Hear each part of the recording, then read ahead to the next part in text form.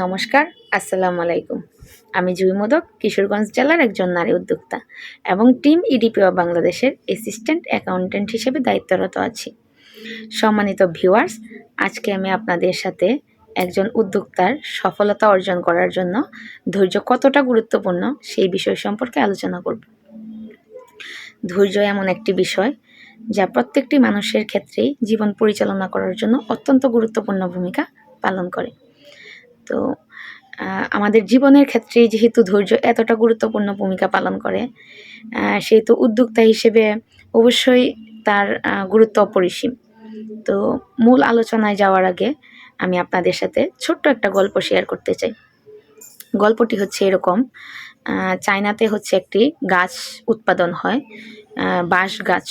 তার নাম হচ্ছে চাইনিজ ব্যাম্বু ট্রি।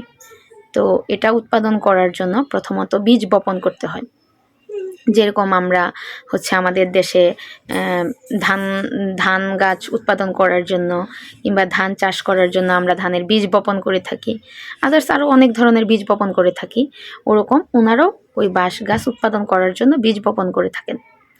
তো বীজ বপন করার পর হচ্ছে ওনারা হচ্ছে পানি দেন, তারপর সার দেন।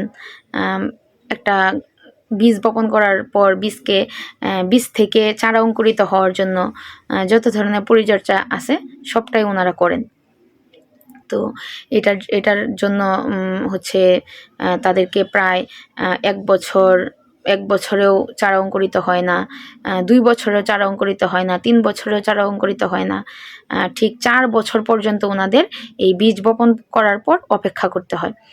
4 বছর পর ওই বীজ থেকে চারা অঙ্কুরিত হয় এবং যখন চারা অঙ্কুরিত হয় তার ঠিক 4 সপ্তাহের মধ্যেই গাছটি লম্বা হয় প্রায় 90 ফিট, মানে 90 ফুট লম্বা হয়। তো 90 ফুট লম্বা হয় যে অনেকেই বলেন এই কথাটা যে 4 সপ্তাহে গাছটা লম্বা হয় 90 ফুট, কিন্তু আসলে বিষয়টা কিন্তু তা নয়। এই গাছটি লম্বা হওয়ার জন্য, মানে গাছটি 90 ফিট লম্বা হওয়ার জন্য সময় নেন 4 বছর 4 সপ্তাহ। কিন্তু আমরা আপাত দৃষ্টিতে বলি যে 4 সপ্তাহে 90 ফিট লম্বা হয়েছে। তো আমাদের উদ্যোক্তাদের ক্ষেত্রেও ঠিক বিষয়টা এরকম। আমরা হচ্ছে আমাদের উদ্যোগ গ্রহণ করি এবং হচ্ছে আমরা আমাদের কার্যক্রম পরিচালনা করি এবং হচ্ছে অনেকভাবে আমরা চেষ্টা করতে থাকি, কিন্তু কোনোভাবেই আমরা সফলতা অর্জন করতে পারি না।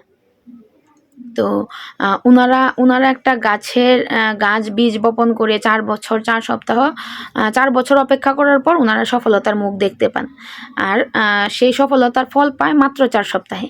তো আমাদের ক্ষেত্রেও বিষয়টা এরকমই, যে উদ্যোক্তারা হচ্ছে তাদের স্বপ্ন লালিত করে, কার্যক্রম পরিচালনা করে এবং হচ্ছে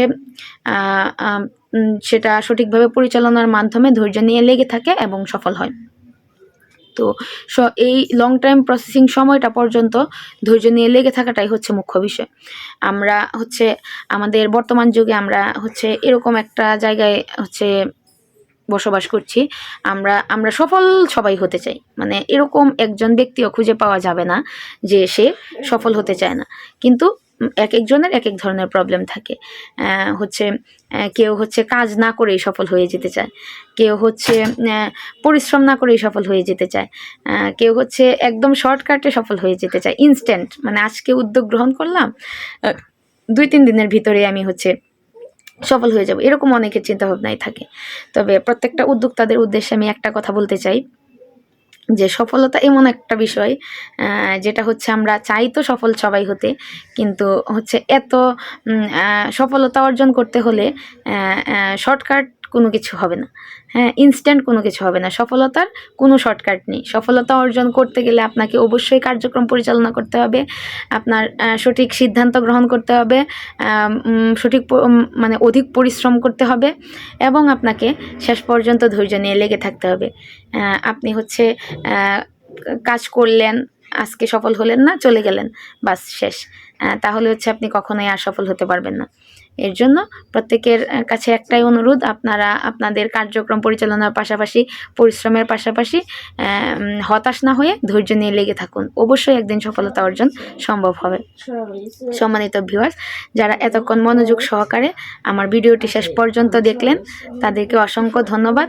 এবং আমার ভিডিওটি যদি আপনাদের ভালো লেগে থাকে তাহলে লাইক, কমেন্ট এবং সাবস্ক্রাইব করবেন। অসংখ্য ধন্যবাদ সবাইকে শেষ পর্যন্ত ভিডিওটি দেখার জন্য। নমস্কার।